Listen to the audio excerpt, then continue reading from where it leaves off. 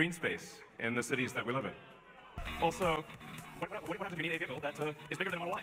The Revolvin is this is going to make it's going to look like that. Now, can you imagine going down the streets and you see this coming towards you? That'd be sick. This can carry up to 20 people and also transport goods. The Revolvin is what's going to sell for high density. Everything we've developed. SK 최태원 회장이 아트센터 나비 노소영 관장에게 이혼에 따른 재산 분할액으로 1조 3,808억 원을 현금으로 지급하라는 판결이 나왔습니다. 안녕하세요. 제도권 주식 분석입니다. 자, 우리가 투자하는 코스피가 매월 거래량이 급격하게 떨어지고 있습니다. 저만 해도요 13년 동안 현직에 있었지만 이렇게 국내 주식이 매력이 못 느껴지는 것은 사실 처음인 것 같습니다.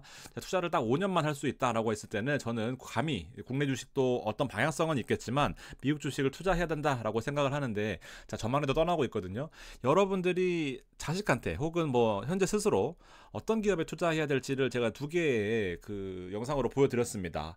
예전에는요 존버를 하게 되면 한 번씩 뭐 뜬금없이 기술 수출을 하고 뜬금없이 해외 뭐 상장이 되고 해외 수출하면서 떡상하던 때가 있었어요. 그렇지만 최근에는 그런 경우가 거의 없다는 말씀인 거죠. 자, 과연 어떤 기업에 투자를 해서 존버했을 경우에 대박이 날 수 있는지 여러분들이 잘 참고하셔서 오늘 방송이 좀 도움이 되셨으면 좋겠습니다.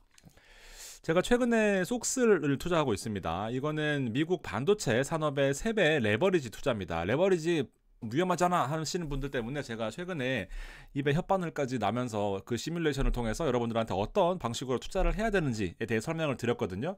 자, 그거는 투자 매매 원칙 혹은 매매법입니다. 자, 보시면 변동성이요. 이게 최근에 긴 음봉이 15% 마이너스였습니다. 그리고 여기 9월 초에 있었던 음봉은 22% 마이너스였어요. 자, 이렇게 무서운 기업에, 무서운 ETF에 투자하지만, 그리고 무서운 마음도 들지만, 자, 여러분들 제가 느끼는 것은요, 자, 너무 합리적인 기업들에 투자하고 있다는 겁니다. 대표적으로 엔비디아고요. 그 다음에 두 번째가 최근에 실적이 TSMC였습니다. 자, TSMC가 어떤 회사입니까? 반도체를 엔비디아에서 만들어줘 하면은 그냥 만들어주는 회사거든요. 삼성전자의 전체 영업이익, 3분기 영업이익이 9조였거든요. 얘는 3분기 반도체만 영업이익이 13조였습니다. 자, 과연 어떤 기업에 투자해야 되는지, 삼성전자가 왜 못 가는지에 대해서도 답이 됐을 것 같고요. 자, 그리고 우리가 많이 알고 자랐던, 보고 자랐던 인텔과 AMD 뭐 이런 종목들이 들어가 있다라는 거죠. 종목도 종목이고 레버리지도 레버리지인데요. 자, 이런 종목들에 대해서 공부를 하게 되고 더 애착이 가게 되는 게 사실 미국 주식을 투자하면 가장 큰 장점입니다. 물론 스스로의 판단이 필요하긴 하겠지만 레버리지에 대해서 말씀을 드렸죠. 자, 레버리지의 대표적으로 국내 선물은 7배에서 한 8배 정도 레버리지를 가지고 있습니다. 자, 무슨 말이냐면 내가 1,000만 원이 있으면은 8천만 원치의 가치를 투자할 수 있다라는 거거든요. 8배라고 하는 것은. 여기 1%가 빠지면요. 여기 8천만 원의 1%는 여긴 100만 원이지만 여긴 800만 원이잖아요. 이게 바로 레버리지거든요. 자, 나스닥 레버리지를 한번 설명드려 볼게요. 여러분들이 진짜 레버리지를 몰라서 레버리지가 무섭다라고 하는 겁니다. 자, 보세요. 나스닥의 상승 추이입니다. 이거 음봉 하나 보이시죠? 물론 상승할 때도 오르고 하락할 때도 물론 없었지만 나스닥이 우리가 뭐 간밤에 몇 프로 올랐다 몇 프로 올랐다. 자, 보세요. 이때 하락했던 게 1.58% 마이너스입니다. 요거 1.58%. 물론 지수가 1.58% 빠졌다라는 것은 특히 나스닥이 많이 빠진 겁니다. 자, 주식으로 치고 선물로 치고 제가 비교를 해봐 드릴게요. 이 나스닥의 해외 선물 레버리지는요 18배입니다. 여러분들 18배. 국내 선물과 비교해서도 많고요. 지금 해외 선물이 한동안 막 올라가다가 지금 돈을 다 잃고 다 떨어져서 전 증권사 거래가 별로 없는 그런 수준이거든요. 자, 보세요. 왜 그러냐면요. 자, 1억 투자했을 경우에 주식이 여러분들이 1.58% 빠지면 150만 원 하락하고 말잖아요. 레버리지가 18배라고 했습니다. 선물은요 28% 손실 납니다. 3,200만 원 손실인 거예요. 이해되시죠? 자, 반대로 치면은 3,200만 원을 하루아침에 먹을 수도 있다라는 거죠. 그러니까 정말 레버리지는요 이런 거라고 생각합니다. 속스 레버리지는요 없어지지 않잖아요. 그리고 투자 원칙으로 자, 진짜로 내가 얼마만큼 빠졌을 때 사야 되는지를 여러분들한테 명확하게 설명을 드렸잖아요. 왜냐면 표준 정기분표를 가정했을 때 중간에서 얼마나 벌어져 있느냐 결국 표준 편차고 결국 리스크거든요. 증권사의 리스크를 측정할 때 이런 기법을 써요. 기본적으로 책에도 나오고요. 자, 이것도 불안하다 하니까 나는 더 많이 범위를 늘려서 아래 위로 변동성이 제일 큰 구간이 언제냐, 제일 큰 한 95% 안에 들어와 있는 범위들이 언제냐 했을 때, 자, 그게 표준 편차를 제가 지난 방송부터 꾸준히 설명을 드렸습니다. 이때를 벗어나면은 사면 95% 확률로 최저점에 사시는 거예요. 내 평단이 아니라 하루 변동성의 3배니까 그 2년 반 동안에 시장이 가장 안 좋았을 때부터 시작해서 95% 이상으로 빠졌을 때 내 범위 안에서 예측을 벗어났을 때가 총 23번 있었는데, 자, 그때만 사봤을 경우에 실질적으로 최악을 가정했을 때 수익이 나고 있는 이제 그런 부분들을 설명을 드렸습니다.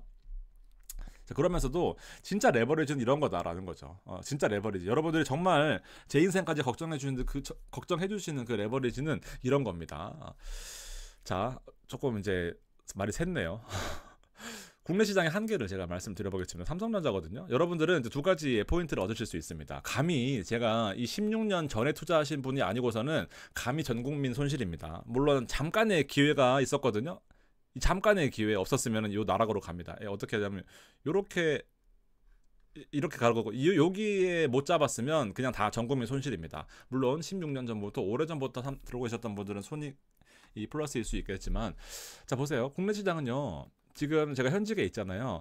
정말로 변화하기 힘드신 분들만 투자를 하고 있습니다. 뭐 예를 들면은 세금이 뭐 어쨌든 좀 많이 나오시는 분들, 대주주는 아니지만 세금이 나오시는 분들한테는 해외 주식이 250만 원 양도소득세의 공제 이후에는 22%의 세금이 부과가 됩니다. 예외 없어요. 대신에 분리과세이기 때문에 또 요 구간들이 차이가 조금 있겠지만, 아예 세금 싫어 하시는 분들은 여기 투자하게 되고, 이미 좀 플러스가 나셨던 분들, 못 파는 분들도 이제 들어갈 수 있습니다.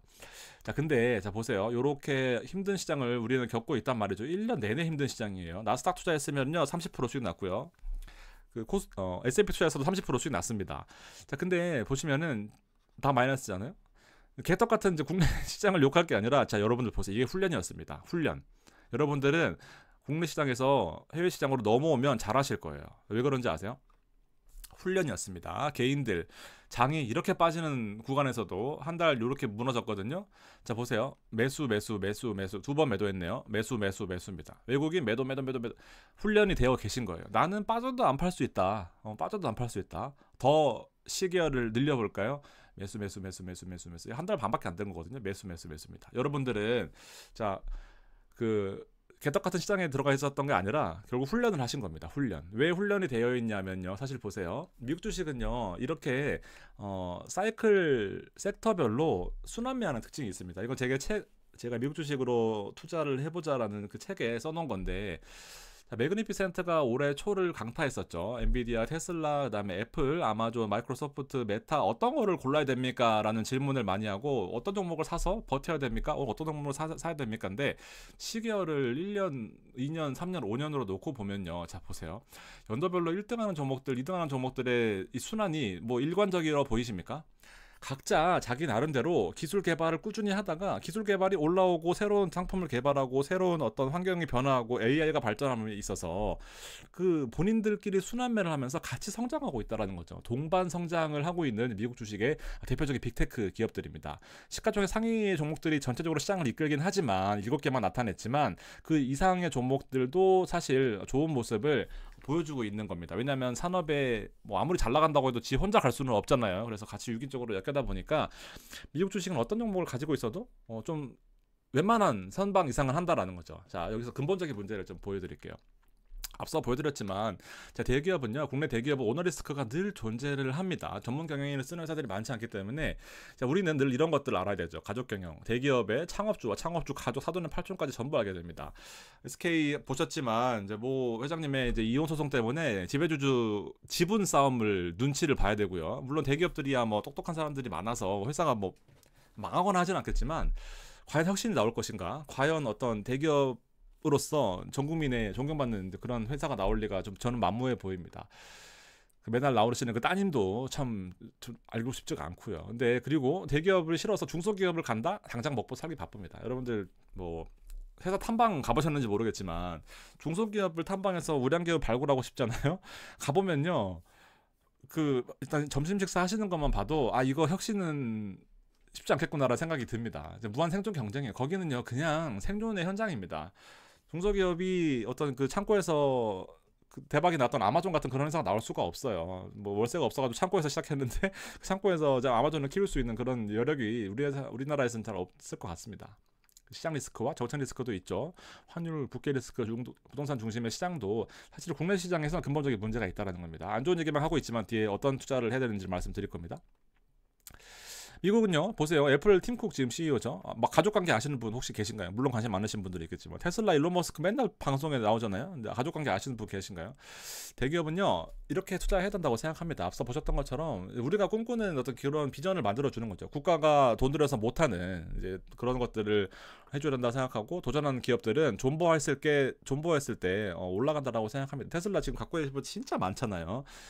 근데 그런 기업들은요, 사실 뭐 투자하는 그 원칙 뭐 이런 거 필요 없고 그냥 갖고 있으면은 계속해서 혁신을 본인들이 하고 있잖아요. 지금 꿈꾸던 무인 로봇, 그 다음에 자율주행 이런 것들이 나오고 있단 말이죠. 근데 그런 부분들이 사실 어떤 기업에 투자해서 버텨야 되는지를 좀 말씀드리고 있는 것 같습니다. 주주와 이사회 막강한 힘, 뭐 이사회끼리 자기들끼리, 제가 하나 말씀드릴까요? 리츠 이사회를 하잖아요. 리츠 제가 3년 동안 있었다고 했잖아요, 부동산에서. 리츠 이사회, 물론 리츠를 까는 건 좀 제 여태까지의 발언과 다른 얘기긴 하지만 솔직히 리츠 이사회 필요 없습니다. 4명을 뽑아야 되거든요. 감사까지 해서 이사 3명, 감사 1명. 이거 없으면 이제 감사위원회라는 걸 둬야 되기 때문에 더 복잡해져서 아는 사람은 감사를 뽑아요. 4명 다 친구나 회사 선배, 뭐 그동안에 이 출신의 선배님, 뭐 이런 사람들을 다 앉혀놓습니다. 감사는 회계사 중에서 돈을 받으면 술 사주는 친구들, 이런 현실이에요. 진짜 거지 같은 현실이죠. 회사 이익이 극대화되어야 서로 윈윈인 건데 사실은 회사만 좋은 거고, 이런 부분들이 있습니다. 한국에 그리고 결론적으로요, 그 해외 주식을 투자하게 되면 여러분들이 세금 혜택을 받게 돼요. 어떤 거냐면 비과세 혜택입니다. 250만 원까지 번 거에 대해서는 비과세 해줄게. 대신에 그 이상 번 거는 22% 세금을 내라는 거거든요. 250만 원을 공제해주는 이유가 뭘까요? 저는 이렇게 생각합니다. 여러분들이 해외 주식을 투자하잖아요. 무조건 250만 원은 법니다. 250만 원. 내 투자 금액이 100만 원이면 또 100만 원만큼 벌고요. 200만 원이 200만 원만큼 벌어요. 물론 금액이 엄청 크신 분들은 이것보다 많이 버시겠지만 250만 원까지는 무조건 법니다. 그 부분들을 좀 만약에 250만 원도 못 벌었다? 그럼 여러분들 뒤에 말씀드린 투자법을 다시 바꾸셔야 돼요. 자, 어쨌든 미국 주식을 좋다, 한국 주식은 나쁘다라고 했지만 어떤 것도 투자에 대한 고민이 되지 않는 부분이 없어요. 여러분들이 잘 나가는 SPY나 QQQ 나스닥을 사도 엔비디아를 사더라도 고민이 안 될 리가 없어요. 그리고 마찬가지로 부동산을 사도 은행 예금을 해도 불안합니다. 왜냐면 이거 은행 예금이 떨어지는 거 아니야? 아니면 만기 되면 이자 나가는 거, 만기 되면 뭐 하지? 그럼 또 떨어졌다는데, 이런 고민을 계속 하는 거죠. 타미당을 제가 만약 투자해 볼까요? 10%인데 배당이 이번 달엔 잘 나왔나 안 나왔나 매달 체크하는 게 사실 현실이에요. 속쓸 TQQQ는 말할 것도 없죠. 자, 근데도요, 어떤 부분들을 투자하더라도 인생 고민입니다. 이거 당연하다고 생각을 해요. 잘 가는지는 체크를 해줘야죠. 옛날같이 은행 예금이 10% 20%가 아니다 보니까 고민은 반드시 해야 됩니다. 그래서 어떤 데다가 고민을 해야 될 거냐라는 건데, 감히 한 시대를 풍미했던 한미반도체 차트거든요. 자, 여러분들이 대형주 말고 성장성 있는 기업에 투자하라며, 그래서 나는 시총 100조 200조짜리 말고 보면 5조짜리 투자해볼게. 잘했다. 20조까지 올라갔네. 지금 10조거든요. 어차피 중소기업은요, 제가 말씀드렸던 것처럼 다 잡주나 어떤 단기 위주로 투자를 하게 마련입니다. 시총 상위가 아닌 기업들은 사실 우리나라에서 단기 투자는 좀 목적 적합하지 않거든요. 자, 엔비디아가 하이닉스한테 HBM 반도체를 납품을 주면서, 하이닉스는 또 이 한미 반도체에다가 TC 본더라는 필수 제품을 납품을 요청을 하게 돼요. 그래서 이 한미 반도체는 하이닉스한테 100% 지분을 100%의 납품을 계약을 하게 되면서, 위탁을 하게 되면서 주가가 폭등한 사례가 있었습니다. 자, 그러면서 독점 계약으로 같이 윈윈하다가 지금 하이닉스가 힘들어지고 있잖아요. 경쟁 산업들이 올라오게 되고, 그러면서 이 한미반도체의 단가를 낮추는데 쉽지가 않다라는 거죠. 그래서 우리는 독점 공급하지 않고 사실 좀 이 여러 파이프라인을 고민해보겠다라는 말 한마디에 지금 11%가 빠졌거든요. 그렇습니다. 스스로 성장할 수 있는 그런 기반이 없기 때문에 결과적으로 휘둘리게 되는 거고요. 휘둘릴 거면 하이닉스를 살 거냐 엔비디아를 살 거냐부터 시작이 되는 거죠. 한국 기업들을 돌이켜 보면은 성장 산업이라기보다는 결과적으로 원칙적으로 어떤 이런 기업들에 투자하고 있지 않은가라는 생각이 들어요. 자, 국내 주식을 안 좋게만 봤는데요. 제가 올해 초부터 말씀드렸던 게 있습니다.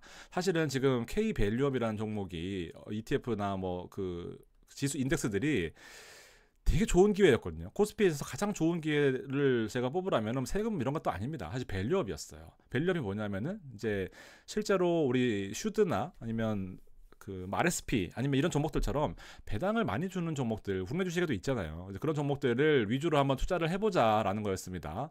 그래서 성장 아까 봤던 이런 종목들 말고 그냥 실제로 배당을 많이 주고 배당을 많이 주려면 이익이 많이 나야 돼요. 그런 종목들 투자를 해보자라는 거였는데 그런 밸류업 지수를 1년 내내 끌어놓고는 지금 와서 하는 것이 삼성전자와 하이닉스입니다. 이건 제가 보기엔 미친 거예요. 그래서 마지막 들고 있던 카드를 스스로 버드찬 겁니다. 자, 근데 보시면은 되게 메리트가 있어요. 자, 보세요. 코스피 200의 고배당 지수입니다. 2024년부터 코스피가 죽쓰고 있을 때 올라오고 있는 유일한 배당 지수가 아닌가 생각을 해요. 자, 그리고 하나 더 플러스 고배당주입니다. 고배당주도 마찬가지로 24년부터 죽쓰고 있던 코스피와는 반대로 121선 위에서 아주 안정적인 모습을 경기 추세선상 보여주고 있다는 얘기인 거죠. 여기 안에 들어가 있는 종목들은 자, 우리 금융지주 대표적으로 KTNG 배당 많이 주는 기업은행, SK텔레콤, 삼성증권 대부분 금융주로 구성이 되어 있지만 금융주가 혁신적인 어떤 기술이 필요하다기보다는 돈을 많이 벌어가지고 그걸로 배당을 많이 주는 거죠. 그러니까 이런 종목들이 포함이 되어 있는 겁니다. 자, 국내 시장에서 제가 감히 말씀드리는데 유일하게 성장하는 고배당주들입니다. 그래서 난 정말 고배당주를 해야 된다 하시는 분들은요 이렇게 하시면 되는 것 같아요. 굳이 삼성전자에다가 저가 매수한답시고 들어갈 거면 차라리 엔비디아나 테슬라를 들어가세요. 라고 생각합니다. 자, 리츠도 있습니다. 리츠는 제가 아까 앞서 안 좋은 말씀을 드렸지만 결국에는 시세 차익이 아니더라도요 꾸준한 배당이 결국에는 이기는 겁니다. 매년 7%씩 받게 되면 여러분들이 지금 주식해서 매년 7% 수익 날 수 있으신가요? 제가 개인적으로 주식해서 목표하는 것도 사실 8에서 한 15% 정도거든요. 쉽지 않습니다. 그래도 자, 리츠를 두 개로 나눠보면 빠지던 시기, 오르던 시기 있습니다. 금리 인상 시기엔 물론 빠졌겠죠. 그러면서 주가가 하락하다가 금리 오를 수도 있대 하면 다시 내릴 수도 있대 하면서 다시 오르는 건데 주가가 폭락했던 시기였습니다. 그럼 5,000원, 3,000원까지 내려갔죠. 근데 보시면 35원 배당 줬고요. 35원 배당 줬고요. 35원 배당 줬고요. 35원 배당 줬습니다. 무슨 말이냐면은 나는 매달 샀으면 싸게 사는 거죠. 근데 주가는 가격은 올라가지만 실질 수익률, 내가 싸게 샀으니까 더 많이 배당을 얻는 그런 구조입니다. 금리가 실제로 인하하던 시기는 주가가 상승하는 측면인 거죠. 실제로 금리가 인하하던 시기는 비용들이 줄어들기 때문에 주가가 올라가던 시기였습니다. 평당 3,000원이면 실질 수익률까지도 발생하게 되는 거죠. 그러면서 주가 상승까지 차익을 노릴 수 있는 겁니다. 부동산은 안 망하잖아요, 여러분들. 떨어질 때는 명분을 찾고 오를 때는 또 뭐 안 좋은 걸 찾는 게 우리 심정이에요. 지금 안 좋은 거 많이 찾잖아요. 리츠 올리기만 하면 안 좋은 얘기 되게 많거든요. 결국에는 부동산 시장이 이런 거예요, 여러분들. 고점 올라가면은요. 안 산 분들이 더 많기 때문에 부정적인 시각을 가질 수밖에 없죠. 떨어지길 바라니까. 근데 떨어지지 않죠. 왜냐하면 실질적으로 나는 더 올라갈 건데 왜냐하면 금리 떨어지는데 왜 내려? 라는 거죠. 초심자들이 행운을 찾는 이유가 단순하기 때문입니다. 지금 보시면 올라 보이지만 금리 아직 인하 사이클 시작도 안 했잖아요. 싸지 사면은 올라가는 겁니다, 여러분들. 자, 그런 부분들을 통해서 어떤 쪽으로 투자를 해야 되는지를 좀 인사이트를 얻으셨으면 좋겠습니다.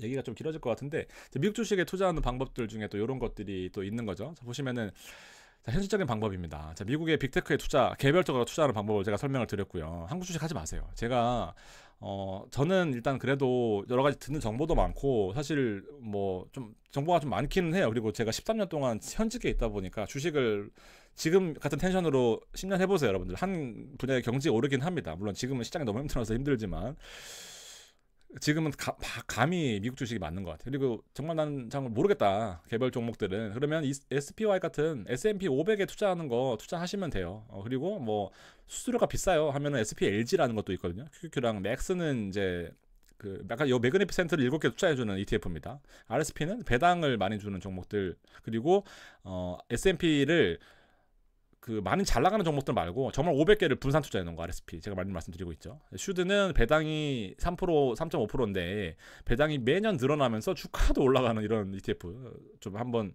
제 방송 보시면 있을 거고요. 그다음에 저같이 이제 조금 더 여유 자금을 좀 확실하게 굴려보고 싶다. 나는 해보니까 어차피 5% 벌어봐야 100만 원에 5만 원, 5만 원, 5만 원이다 하시는 분들, 1000만 원에 50만 원, 50만 원이다 하시는 분들은 한번 정말 도전해 볼 만합니다. 저랑 같이 해보시면은 도움 되실 것 같고요. 그다음에 연금이나 ISA나 아니면 뭐 좀 자식한테 물려주고 싶다, 아니면 정말 안정적으로 나는 매월 배당을 받고 싶다 하시는 분들은요, 타미당 괜찮습니다. 타미당을 좀 보시면은 제 방송에 워낙 많으니까 좀 보시면 도움이 될 것 같다라는 생각이고요. 고점이 아니냐라는 말씀을 당연히 하실 수밖에 없던 게 저의 생각인데 일단 세금적인 측면이라 히스토리컬 프라이스 측면입니다. 세금은 미국은 이렇게 이제 올리고 있다가 단일로 줄여버렸어요. 21%로요. 국내는 파란색 보이시나요? 최고 세율을 신설했습니다. 그래서 세금에 대한 경쟁력이 미국은 올라가고 한국은 떨어지고 있는 그런 측면인 거죠.